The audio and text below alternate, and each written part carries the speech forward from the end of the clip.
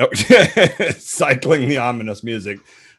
Music went away too fast. Welcome, everybody, to what we think is the 5th episode of the ABT Time podcast, where it is afternoon tea time here in California and morning tea time in Melbourne, Australia, with our Australian correspondent, someday to be co-host, Jen Martin. Good morning, Jen. How's it going? Good morning, Randy. Hang on, have you demoted me? You told me during the week that your people and my people had agreed that Australian correspondent wouldn't cut it. Sounds like you've demoted me again already. No, you're still in the review process. The jury is still out.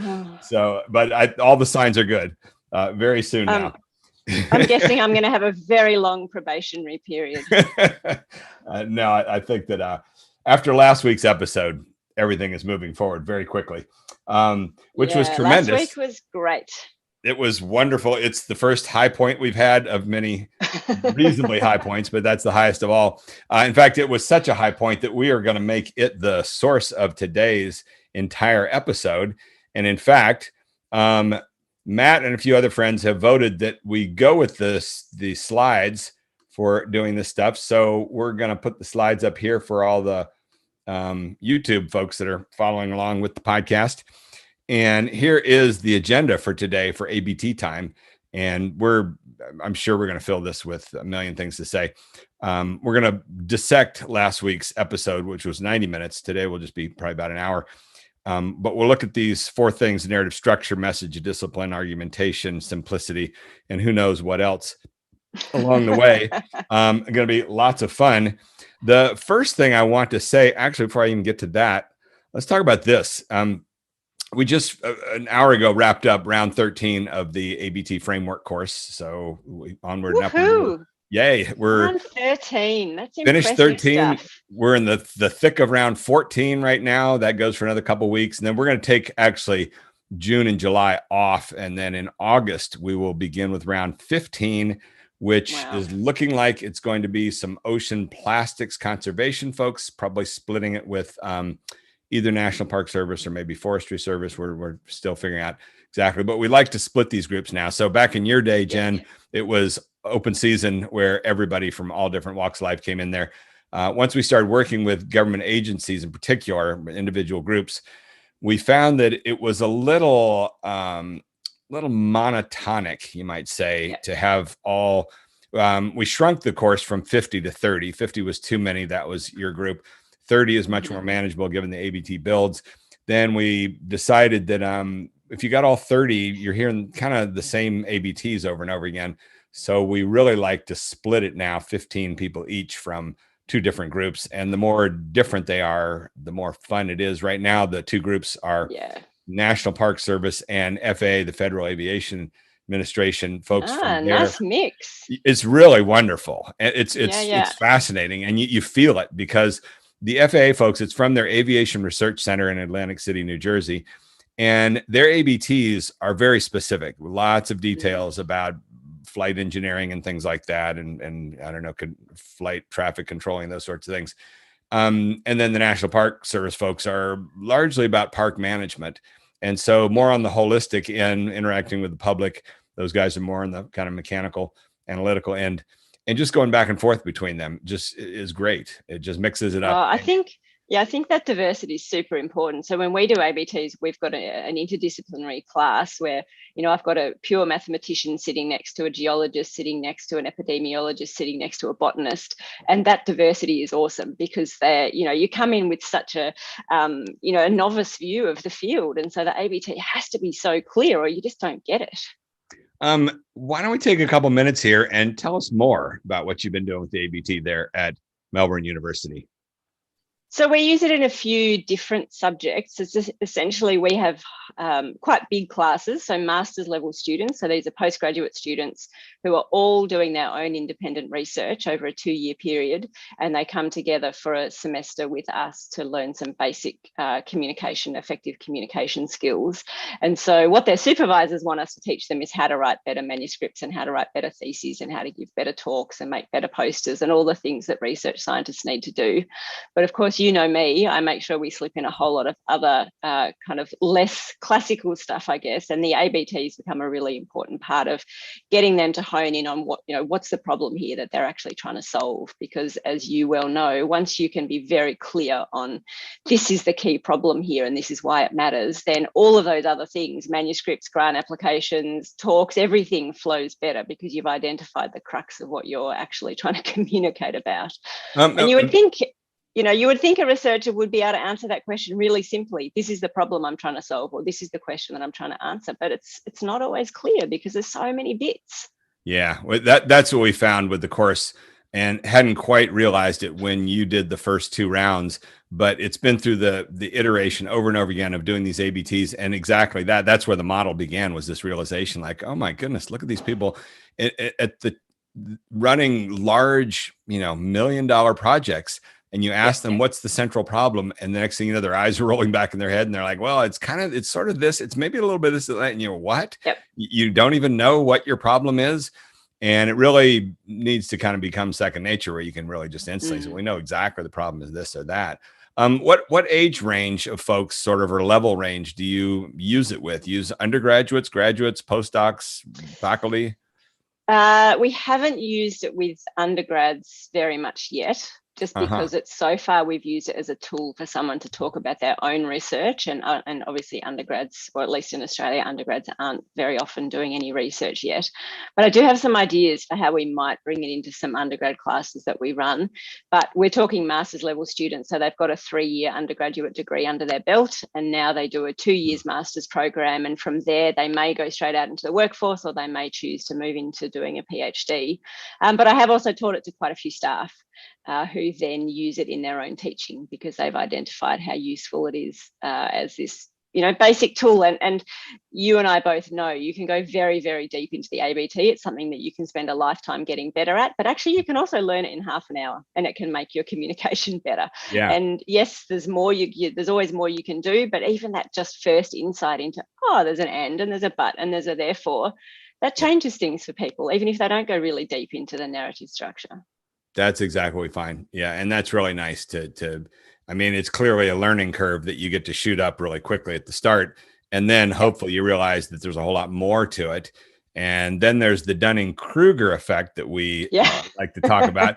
But I have to toss in a but. Yesterday, I got an email from Marianne Gary from University of Waikato in New Zealand, where we did story circles there a year and a half ago. And she gave me a big warning about the Dunning-Kruger. There's kind of a whole pushback now within the world of psychology where that originated from. There's now articles coming out saying it's more complicated than the Dunning-Kruger. They're all starting to split hairs over it. I traded emails last night with Michael Bart, who's kind of been our main person articulating that. He's really the guy that brought the Dunning-Kruger curve to us.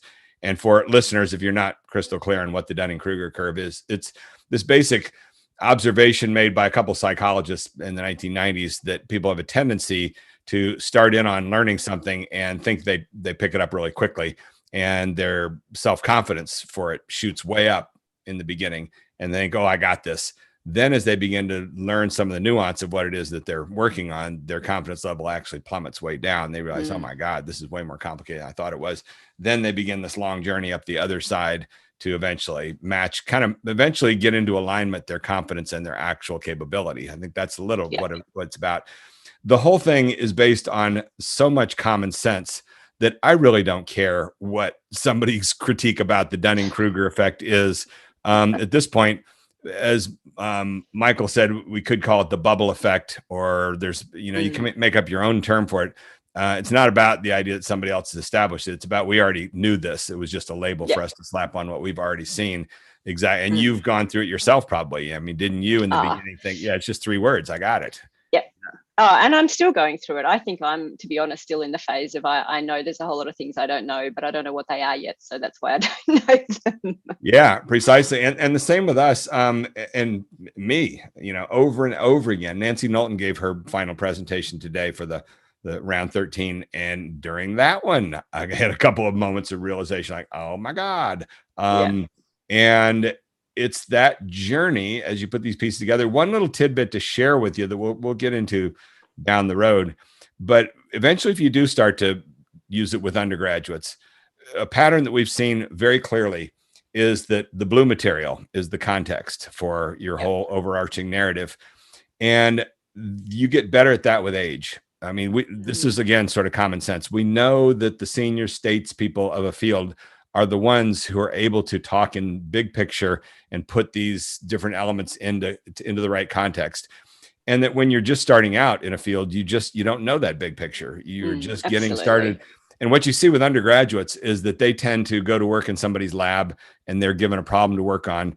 And they know what the problem is they're working on. They just don't know why it's important. You know, they're sequencing a gene. And if you ask them, why are you sequencing this gene? Because my boss told me to sequence it. That is their context, literally. I mean, it's not that they're dumb or anything like that. It just will take years really to start to soak in why you're sequencing that, how it figures into the world, why that's so important. That is all really, that's what narrative is about. And people do get better with it with age. They develop. This is kind of the theory that we're coming to realize analytically, that blue material gets better and better with time. The red and the green, the but and the therefore are pretty obvious from the outset, especially the but. Agreed. Yeah, the but is really easy. The but's the easy bit. It kind of is. Isn't that good when a but's easy? Well, it's both easy, but then it's also easy to get drawn to 5 different buts at once, which is why you get the wrong problem or too many problems, those things.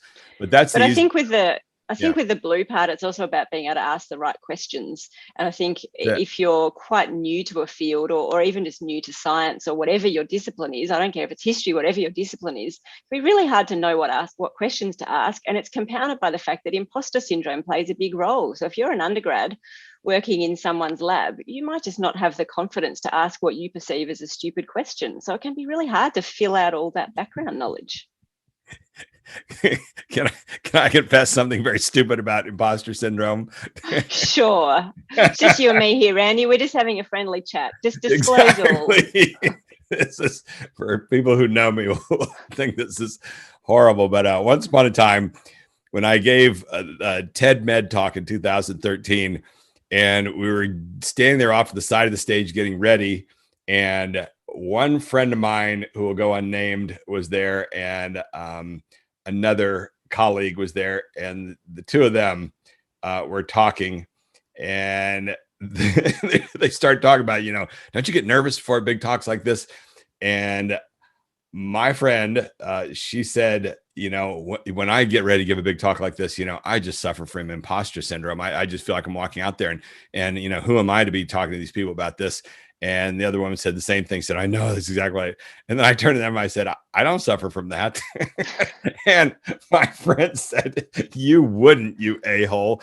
But I've done this. You're one of the few, Randy. There's a lot of research out there to show most people experience it. I know, I'll tell you what, it means you need to do more new things, Randy, because the research shows that you got to push yourself to do new things that you don't know how to do, and then imposter syndrome comes right back. This stuff has just been, I've been at it for so long and just pounding away and saying the same thing over and over again. I mean, the flip side for me is that people yawn, oh, it's Mr. ABT man. Haven't you gotten past that? You've been doing that for 10 years now. ABT, come on. Can't you think of, that's maybe almost what you're saying there. Why don't you try something new? That's what people would say to me, is you're still, and then I would say back to that, I'll be doing this for the rest of time because narrative is everything and ABT is the core of it. So end of journey on that front. But okay, let's move on with our little journey for today. We've already eaten up a quarter of the hour. That's just blabbing here. And some people may be wondering, what is this, the blab show? But the fact is, what this is, let me once again, as we're still kind of finding our footing for what this podcast is, it's coming into focus. But this podcast is basically a part of the overall narrative gym model that we have developed here for everything to do, the ABT agenda. And what we're espousing here and promoting is the idea that you adopt what I learned from the improv people long ago. They talk about improv as like a muscle that you have to condition over time. You cannot jump up on a stage having not done improv for a year and expect to do a good performance. You've got to stay in shape. Just all professional athletes and musicians, they all know this. why don't academics understand this when it comes to communication? They don't, but this is the philosophy that we're promoting with this, which is that you really, if you do want to communicate well, not only do you need to learn some of these principles, but you've got to stay in shape because it's an endless process. So that's the idea of the narrative gym. The course that we teach, the ABT framework course, is just an introduction to kind of introduce you to the tools or the workout devices that's on the cover of the book there. And then once you're done with the course, or even if you haven't done the course, we're sort of offering up these elements of the narrative gym to help you keep working out. One of which is this podcast, another which is working circles for people that finish the course. As you have you done, Jen? Have you done any working circles? I've been involved in a couple, yeah. Okay, good. Yeah, so that's exactly the idea. People do the course, and then after they're done with the course, for no charge at all, we have a Google group that everybody graduates and signs up for, and then they get sent announcements when these working circles become available. And a working circle is one person hosts it and then is looking for 4 people who have had the training that can join in and work with them for half an hour on the host's narrative. So the host will present their ABT, and the other 4 will bring to bear the tools that they've learned in the training. This is a model that we are now scaling up, and it works really, really well. And we've got about 7 or 8 organizations now that are saying they want to really spread it wide within their organization. So it's beginning to become a reality, this idea of creating narrative culture. And as a part of the narrative culture is this narrative gym mindset, in which you continue to just simply go to the gym, so to speak, by doing these activities, taking part in working circles. And within that whole picture is this podcast.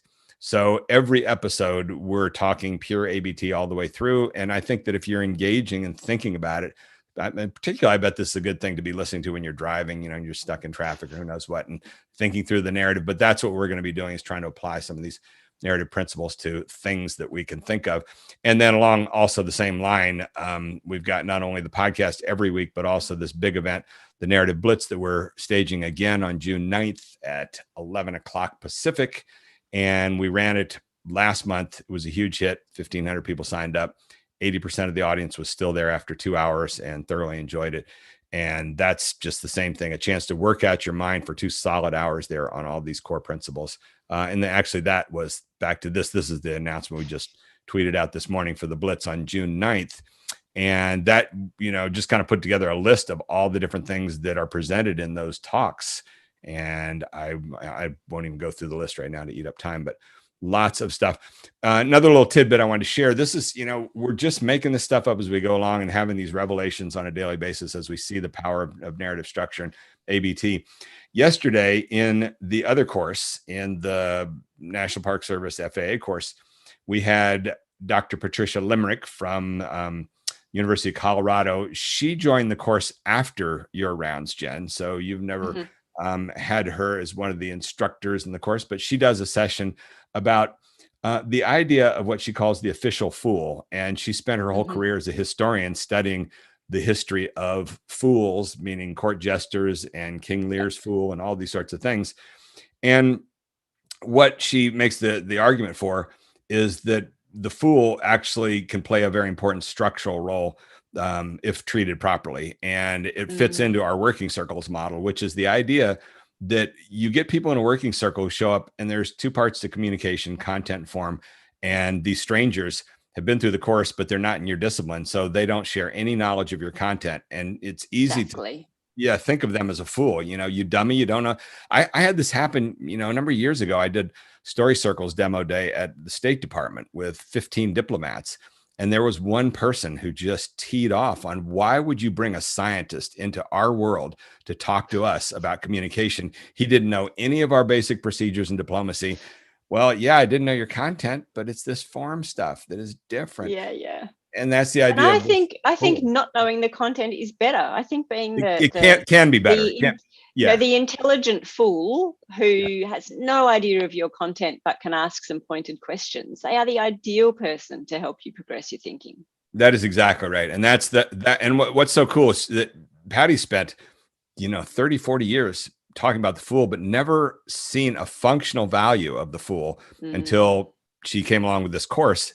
And then I had her come give a first talk just about narrative and history, because she'd used the ABT 5 years ago in a keynote address that she gave, and had, huge impact. Everybody 400 people came up to the reception and said, "Oh my God, we got your whole talk in the first slide with the ABT." So she was already a fan with that. So that was what we brought her in for. But then once we started talking about working circles, it just clicked one day, like, oh my God, that's the role of the fool, is outside that inner outer circle diagram. It's this separate person who comes in, doesn't know the context, but if they do know, or the content, but if they do know this form stuff, they can be so valuable. And it's happened in a number of, we've had reports back of this guy came in, did not know the first thing about my topic, yet kept stopping us saying, I ought to be able to follow your basic story here, and I can't. And everybody who knows the content has a tendency to think, well, that's pretty good because they know that. Anyhow, that's the whole thing. But bottom line, the reason I'm mentioning her is that yesterday, she is probably 5 or 6 times so far in the course given her little session in which she gives her talk, and it's great. And we usually get 1 or 2 questions. So yesterday we showed her Blitz video, which is less than 4 minutes, but it's edited and it's really tight. And the narrative structure is super tight and powerful. And it finished, and all of a sudden there was a question and a comment and a couple questions and a comment, blah, blah, blah, blah. It just exploded. We got about 12 to 15 comments and questions. And then later, when she and I had a conference call and talked with the other folks, we were both saying the same thing. We've never seen that happen before. And that's the power of narrative structure, of tight edited narrative structure, that when you're giving a talk, no matter how well you've rehearsed it, it's still not as tight as what an editor's done with film or video, of tightening that stuff up really tight, where people's brains are firing with it. Boom, boom, boom, boom, boom, boom. And then when the 4 minutes is done, everybody had things to say. And for me, that was one of the most powerful demonstrations. I've never quite seen it that crystal clear. And again, we kind of had a baseline of her previous 5 or 6 times where there's only 1 or 2 questions. And then suddenly this group just caught fire. And that's why the narrative blitz thing is really powerful. Does that all make sense? Yeah, great. Yeah, absolutely. I'm just hanging out for the next narrative blitz. I'll be up at 4 a.m. my time. Can't wait.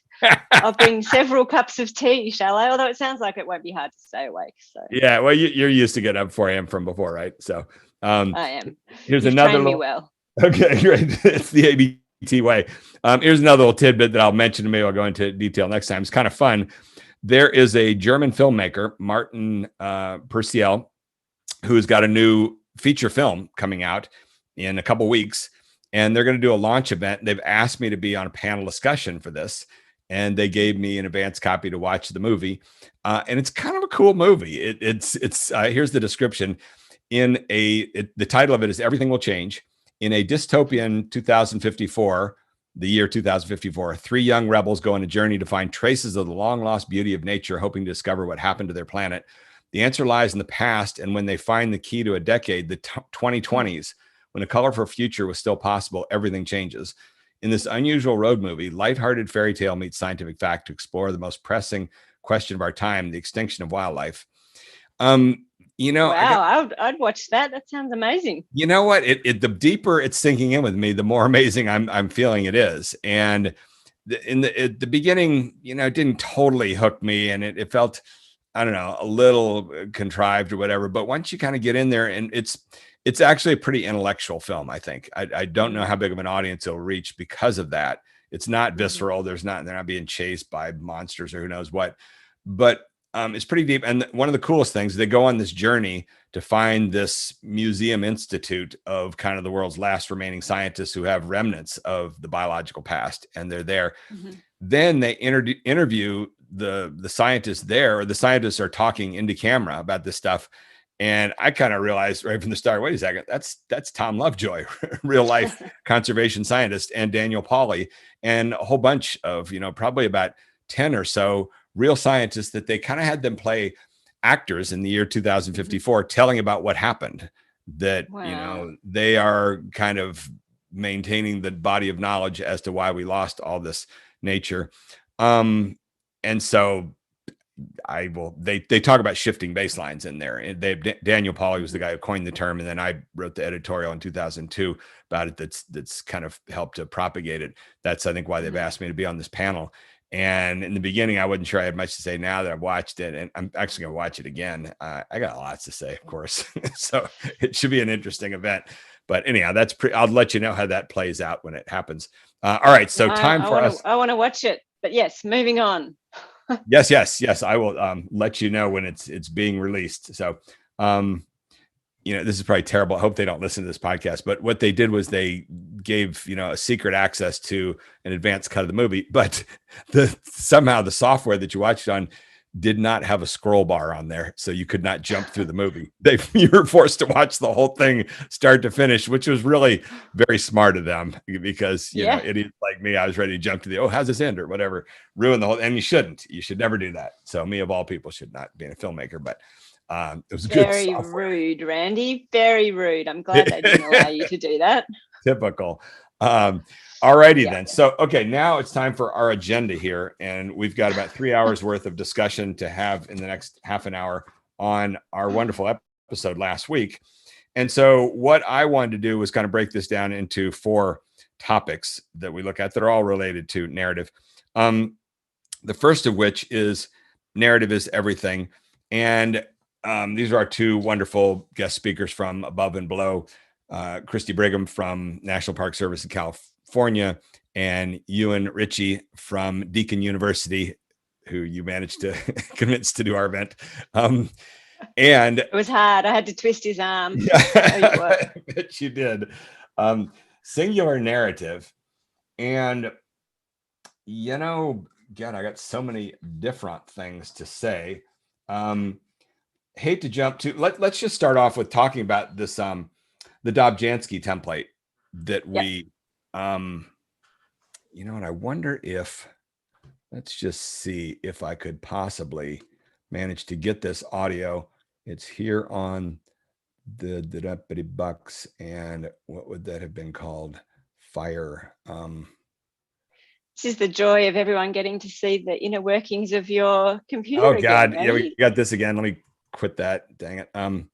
Yeah. Last time everyone got to see your horrendous inbox. And yeah, now exactly. We get to see how you organize your Dropbox. That's just Not ideal sharing. Okay, hang on a second. Let's see if we can get this to work. Great. Okay. All right. So this, I believe, was at around, I hope, around 11 minutes. Is that where it was? We had this discussion.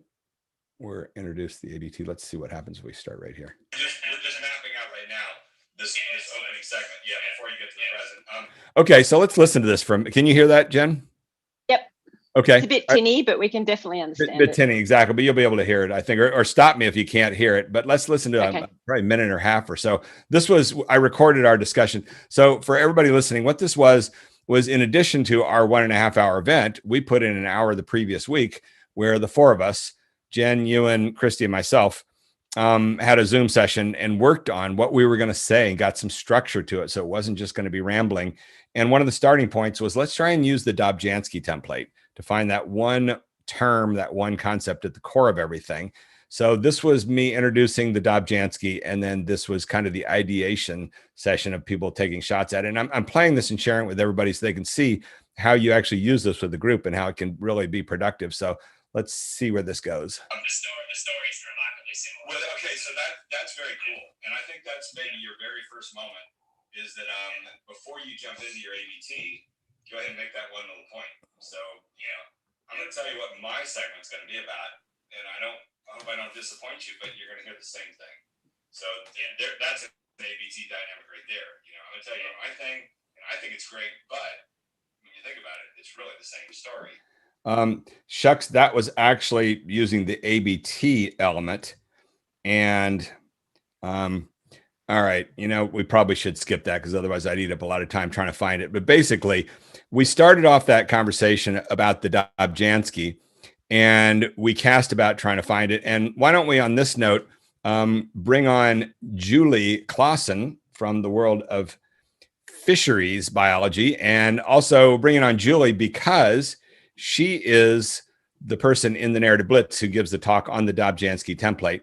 And Julie, why don't you give us a few minutes of Dobjanskiyas? I'm starting off by telling us once again what the Dobjanski is.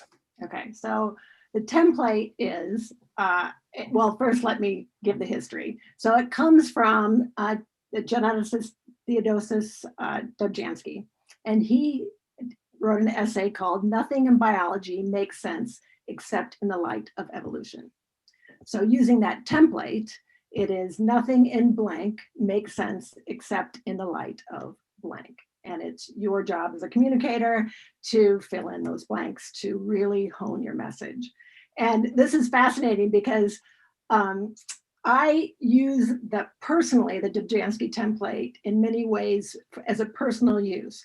It keeps me from my scattered thoughts where I don't quite know where to focus, and it forces me to really select that theme of what I'm working on.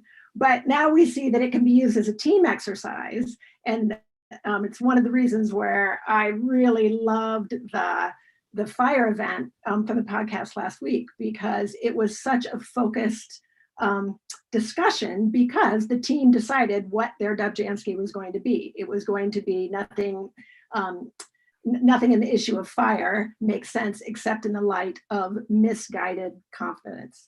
And that, really just gelled that message. So on a personal level, it helps me do that in my writing. I gave a webinar yesterday. My head was all over the place and how I wanted to really frame this topic. And I had a very, very distinct audience. And I actually switched my Dobjanski halfway through my planning, because no, it's not really about protecting biodiversity. It's about understanding the impacts. And once I decided that, then everything fell through. And something, Julie, let me interject something right there to match what you're just saying there, because in some ways, I think I caught fire over the Dobjanski based on the years of acting courses that I took. And it's a standard technique in acting. What you do is you're given a script and you do what they call breaking it down. You read the scenes, and one technique is to read an entire scene and do exactly that. What's the one word at the core of this scene? So you've got two people that are arguing there, and you're reading it through, and then you realize, wait a second, this whole scene is about betrayal. They're not talking specifically about betrayal, but the subtext of what's going on here is betrayal. And if you can identify that one core element there, you can put that in your mind when you're up there acting out the scene itself. That's what's going on deep inside of you. Despite the fact that he's smiling me, I'm smiling him, I know at the core this is about betrayal. So it's the same sort of thing of trying to find that one central element that gives you focus, which is the crucial part in a world with too much information. So anyhow, keep going. Yeah, and so and I always think, if I can't define that, if I can't fill out the Dobjanski template, how is my audience supposed to figure that out? So exactly what you're saying, script, right? I mean, it's it's our job, and it's not easy. Boiling it down to that one or two words is really tough. But then this week, an interesting thing happened. So we have to talk about the personal use and then the team use. Well, then this, there was an article that came out of Insight. I wasn't familiar with this media site. I like it. Insight is a newsletter for people interested in thinking deeply about the world's hardest, most complex, and vital puzzles. So I thought, oh, that's me. That's us. Hands up, hands up. I'm a deep thinker, I think. And what they did for the setup for this article, for this newsletter, was to use a Dobjanski template. And it was brilliant, because it was really used to set up the reader to know what the theme was. But it also really hooked me. So that the Dobjanski was nothing in the pandemic makes sense except in the light of novelty.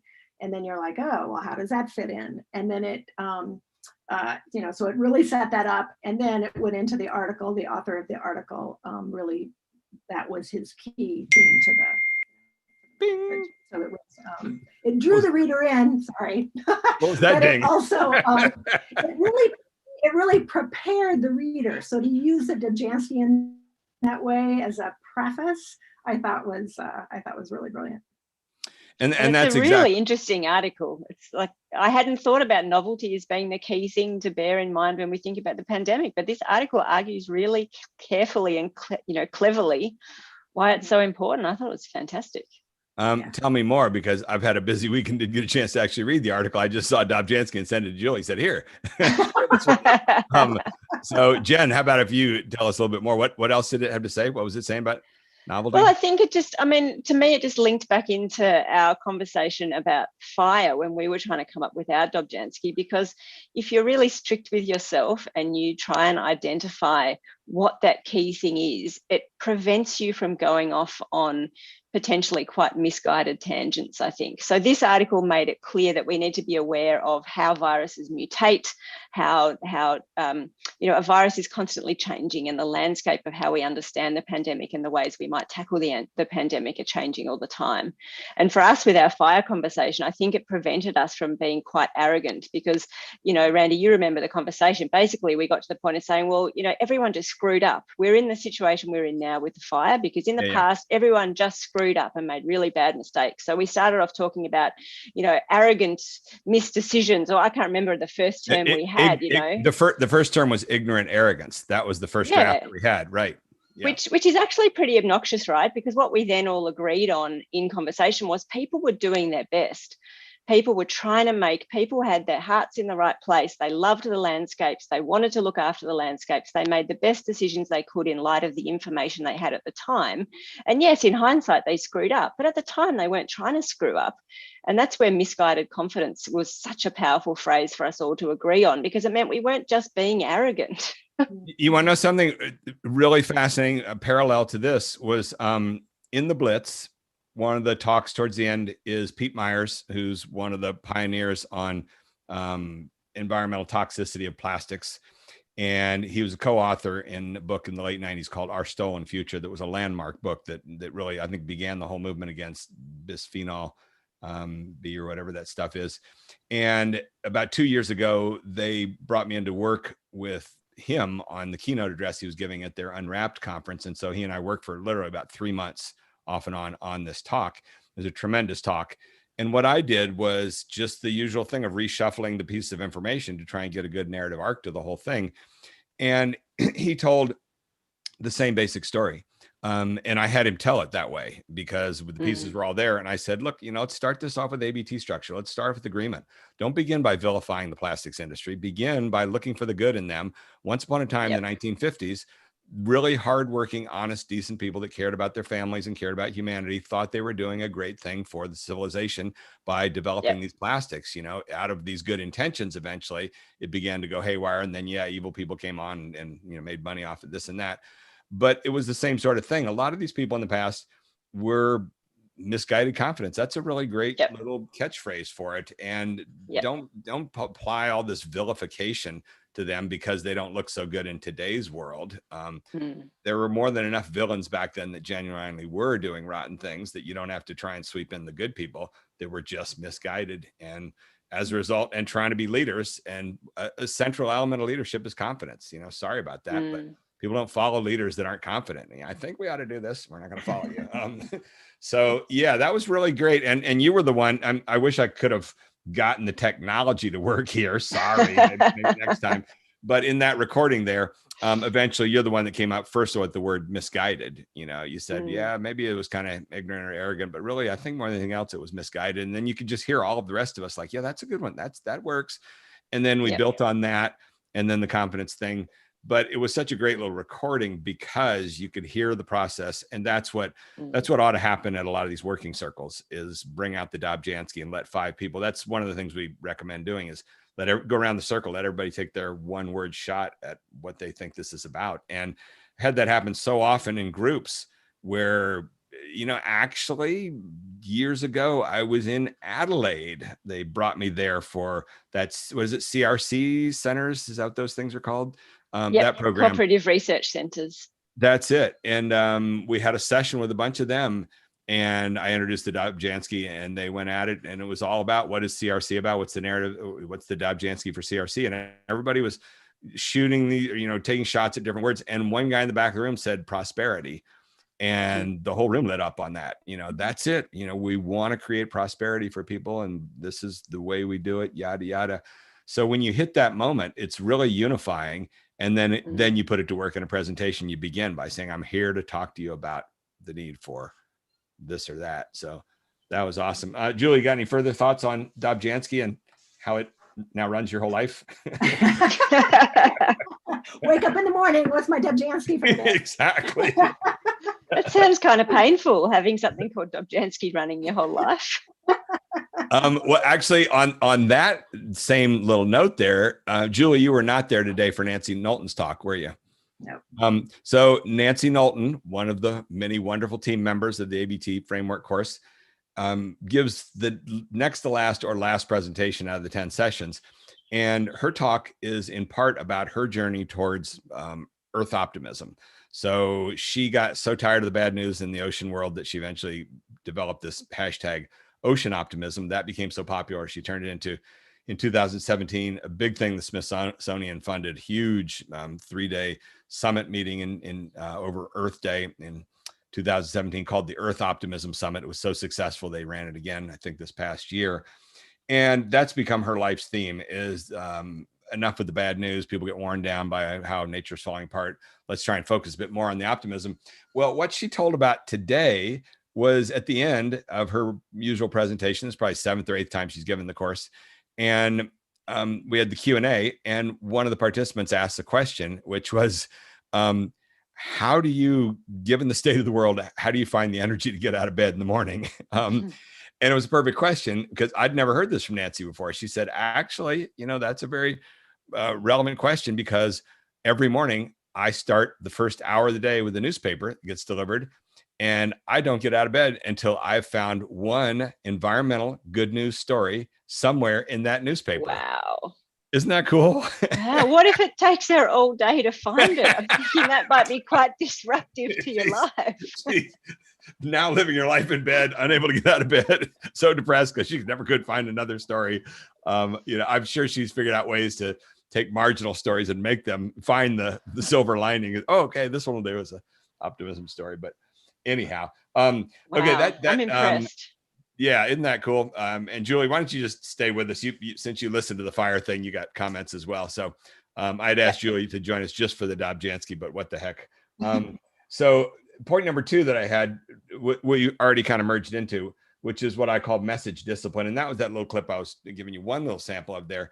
But one of the things that started happening when we were doing our discussion, working on this narrative, was I went with just a simple structure. Let's just do past, present, and future. And all else fails. That's the easiest thing to do, the default. If anybody ever asks you what's going on with your organization, that's a simple way to say, well, we've been doing this, but right now we're doing this and we're headed towards this. So that's what we went with for both of them to kind of parallel each other. And as we got working on exactly how they were going to present that, what we heard happening was the tendency, because they're both so smart, Ewan and Christy, they had so much circulating around their head, was a tendency to begin jumping to the present and the future. So we're, tell us about Aborigines and this, and, nowadays with climate change. And then I would have to stop, and interrupt them, say, okay, we're going to get to that in the present and future. But right now we just want this first segment to be about the past. And if you jump to the future, you're diluting your message. You're getting off the singular narrative. You're violating all these core principles that we've got at the core of the ABT framework. And I think that's one of the things that develops with this idea of narrative intuition is the more you work on the intuition, the more you begin to do that naturally, instinctively, is that to just, all right, we're just going to stick with this one thing for now. And even though I know there's some things from off topic that contradict it or who knows what, we'll get to that later. But if I bring them in now, we're going to end up with a narrative that's weaving back and forth like this, and we'll start to lose people. And the same thing goes on with the ABT builds. We go through the blue material, the red material, and the green material. And a lot of what that is even with the language, don't use but in the blue material. You're already with that word, you're activating the narrative part of people's brains. Try and rephrase it so that you don't have words of contradiction or consequence in there. Don't say as a result of. One of the ones we used to use in story circles was one thing we did that we don't have in the courses. We analyzed existing research abstracts and looked at them for ABT structure. And there was one we used all the time that began with the phrase, contrary to previous research, we found this and that. And so if you start with contrary, already people's brains are lit up like, to what? Yeah. What's the other narrative? What else went on? And it's just trying to start with the simplicity stuff before you get in. And so that's what we found happening there, which was kind of fun. I hate to be a bully with them, but basically I kept cutting them off, saying, no, that's climate change's future. That didn't happen back with the Native Americans. It wasn't, something they were contending with back then. And we got there, and they did a great job eventually smoothing all that out, restraining themselves. But I think that the more I thought about that, it all falls under this heading of message discipline.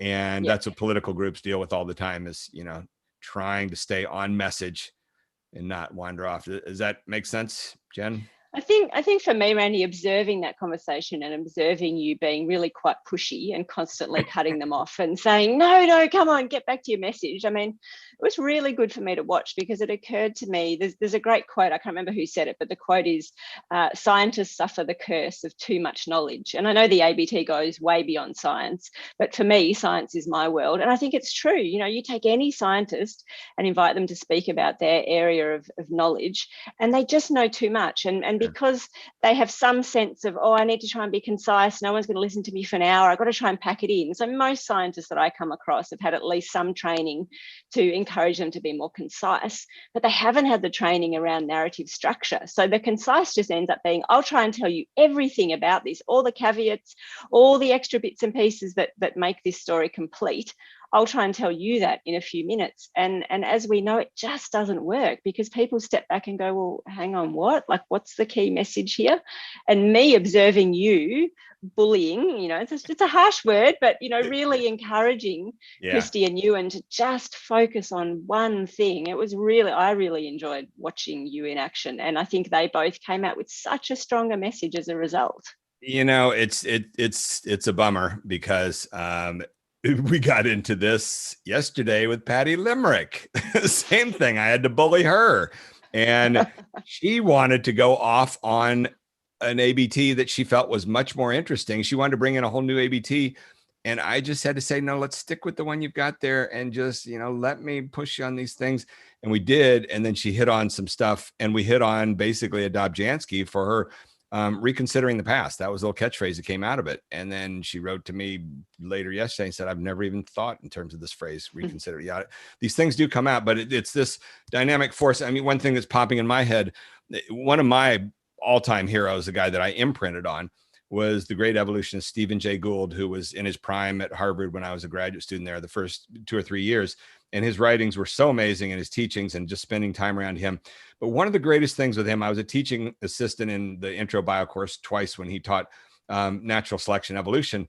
And he said it over and over again. And this was so powerful, as he said, look, natural selection is a simple process. Don't overcomplicate it. It's just two things. It's variation that goes in all directions. That's the positive force. And then it's selection, which is the negating force. It's the differential survival. And there's a million other aspects to evolution eventually when you study it. But at the core, it's this ratcheting thing back and forth. That's what he said. You get a whole bunch of reproduction, then nature comes in, selects for them. Well, that's the same thing as the ABT. That's just the positive, the agreement. You get all this variation, and then you go to work with the critical force. And if you can think of those terms of that ratcheting back and forth, that's what we were doing there. And what that means is you want both of those done really well. You want like what they were doing, which is a lot of energy and going all different directions, but then being willing to let the structuring force of me come in and say, that's all great. Now let's start to shape this and chop those things out and form this stuff.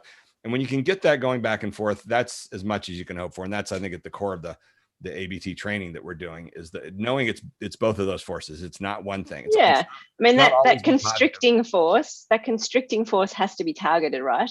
If it's just, we'll randomly constrict and just pick one thing to focus on, it's highly unlikely it's going to be the right thing to focus on. So that's why you have to start with the full variation. Like evolution has the full variation to pick from, and then works out, you know what I mean? Decides which parts to select for. And that's exactly what the ABT structure is doing. It's choosing the right things to focus on. It really is. And it's the yin and the yang, and there has to be a balance. And the negative, the butt can go out of control. And, I talked about this in my first book, Don't Be Such a Scientist. I told verbatim stories there of one professor in particular who was an evil, rotten force who just negated the hell out of everything and ruined graduate students while I was there. And science that can happen, especially within academia. Sometimes there aren't boundaries placed on this behavior. Over the years, I've gotten so many emails from people who have been victims of some scientist who just ran amok with negation, and it can be so devastating, damaging. But then the absence of that shaping force can also be a waste of time. So let's see, a couple more little things.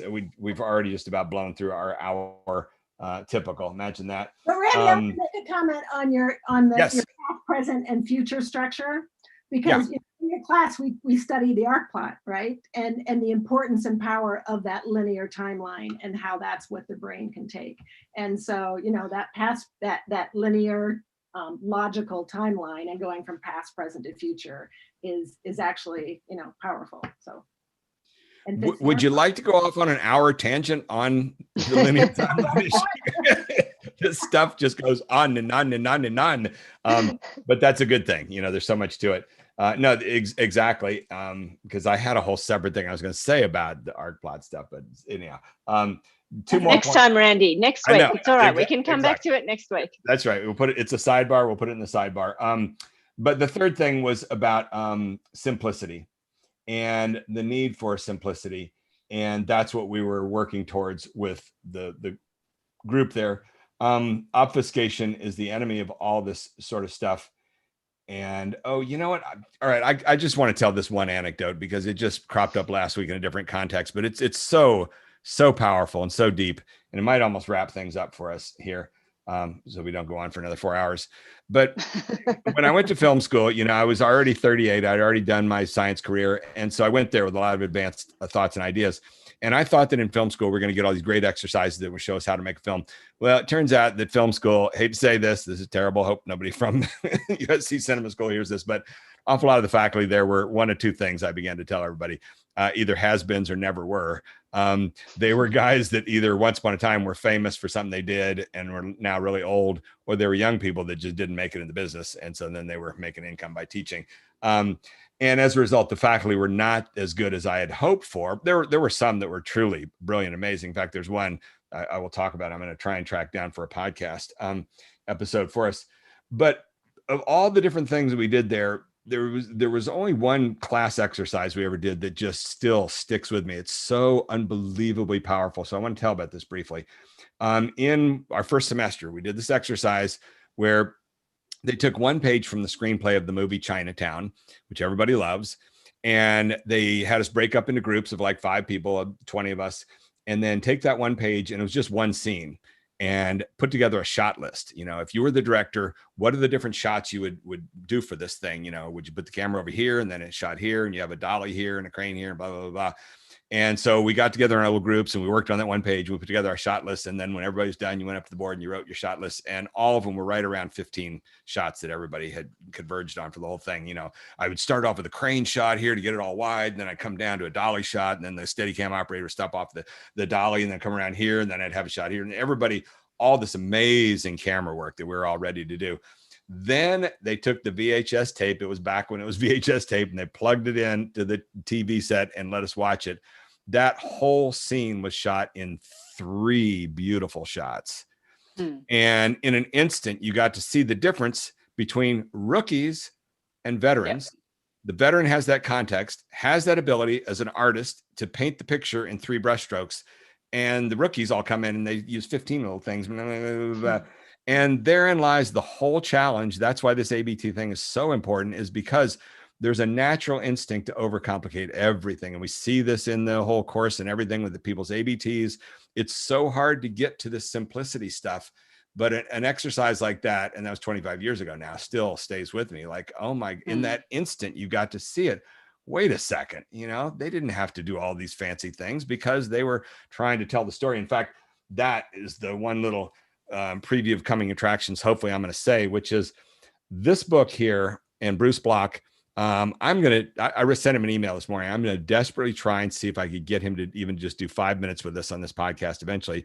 But of all the courses that we had in film school, this was possibly the very best one. And he's been there 35 years teaching this course. And it's called The Visual Story, Creating the Visual Structure of Film, TV, and Digital Media. He kind of formalized a lot of principles for the whole thing. But the core principle was, first off, there's 7 core elements of visual expression that he goes through in this course. And it was the most popular course. Everybody had to take it there.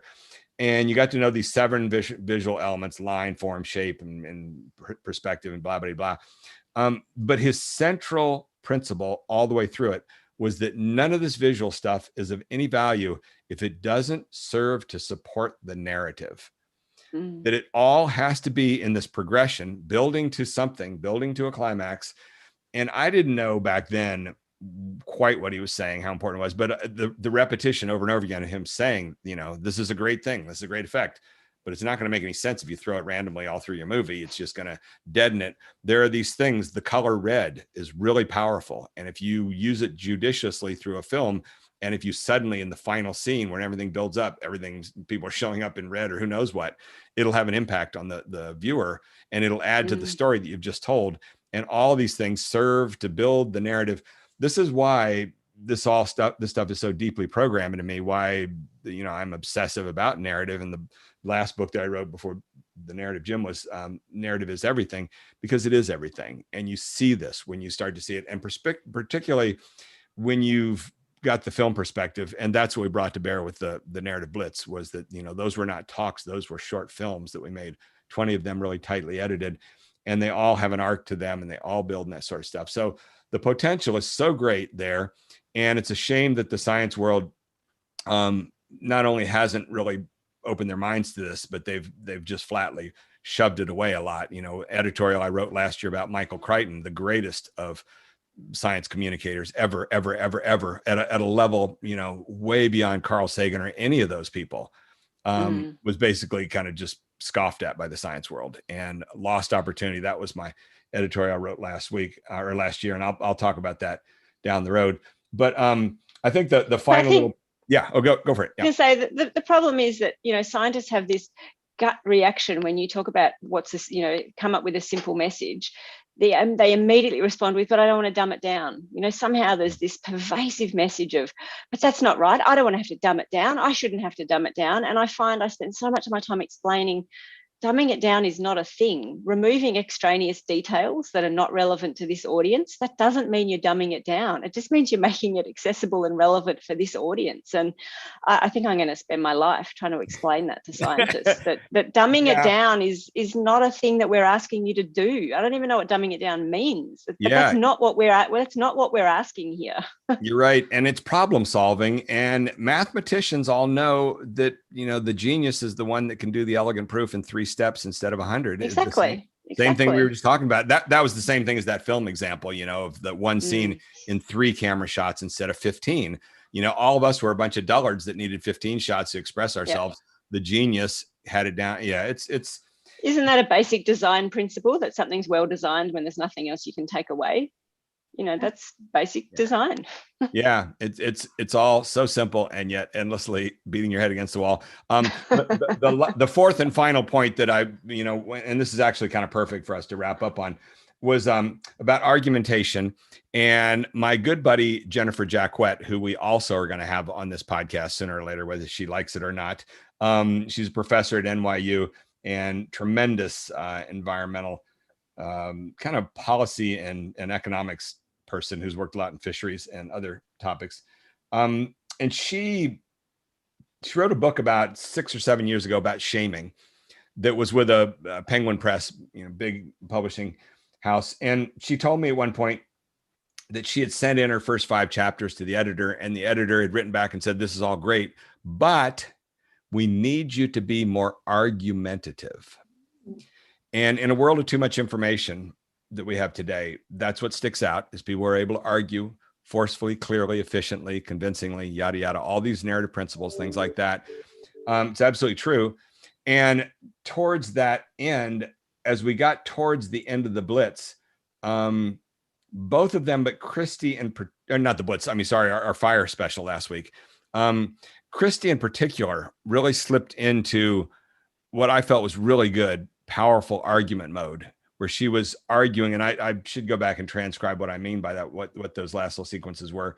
But you could hear her saying, if we don't do this, it's that if then statement, that we've pulled out of the ABT structure.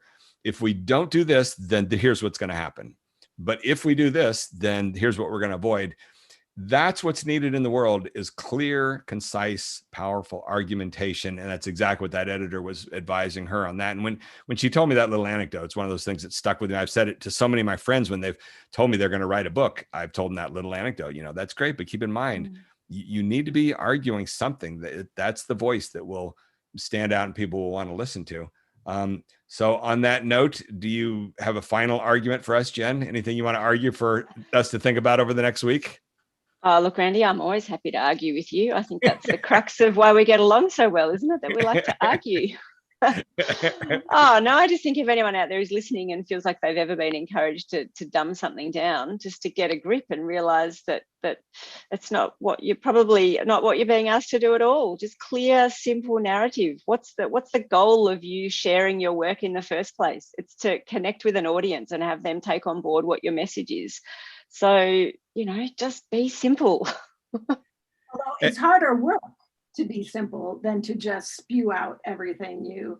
Oh, it's much harder, much harder. Yeah. And we saw it with what we did last week. We invested an hour to get it to where it was. I'm sure it still could have gone further than that, but you could feel the payback for that hour that we invested in it. And it's what, people should do on these things, and just have structure. We can go on and on and on that. Julie, do you have a final argument you want to leave us with, or a Dobjanski? Are you fried? Let's see. Nothing makes sense at the end of the day except it's time for a beer. How about that? That is exactly right. And on that note, thank you both very, very much for taking part in this. And we're going to have a whole bunch more stuff to talk about by this time next week. I am positive that much. All right. So have a wonderful day there in Melbourne, Jen. And thank you. See you both later. Thanks. See you next week. Bye, everyone. Next week.